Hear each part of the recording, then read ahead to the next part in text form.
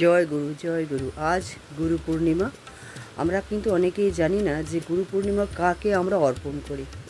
গুরু পূর্ণিমা আমরা অর্পণ করি ব্যাসদেবকে।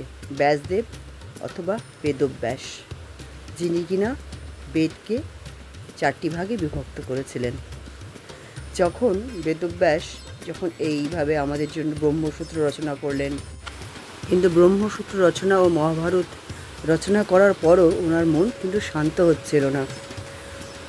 তখন উনি ভাবছেন যে আর কি করা যায়, যেটা করলে আমি শান্তি পাব।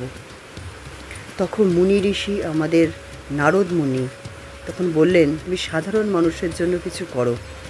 তখন উনি আমাদের সাধারণ মানুষের জন্য যা করলেন, সেখান থেকে আজ আমাদের হিন্দু ধর্মের পিলার বলা যায়, সেটা আমরা পেলাম ওনার কাছ থেকে। উনি বোঝালেন, ওনার রচনাতেই আমরা আজ পরিপুষ্ট। ওনার পুত্র হলেন সুখদেব, যিনি অন্তর, আত্মা, দেহ, মন অত্যন্ত শুদ্ধ ছিল ওনার, এবং ওনার কোনো দেহ ছিল না। যাই হোক, আজকে আমরা গুরু পূর্ণিমা পালন করি এবং আমাদের প্রত্যেকের ধর্ম অনুযায়ী আমরা বিভিন্ন মতে আমরা দীক্ষা গ্রহণ করি, গুরুর শরণাগত হই, চরণাশ্রিত হই। এবং সেই যে গুরু পূর্ণিমা আমরা পালন করছি বা আজ করবো সকলে, সেটা কিন্তু সম্পূর্ণ অর্পণ হয় ব্যাসদেবের প্রতি। উনি কিন্তু পরম গুরু, তাই ওনাকে শতকোটি প্রণাম জানাই আমাদের যাদের গুরু আছে।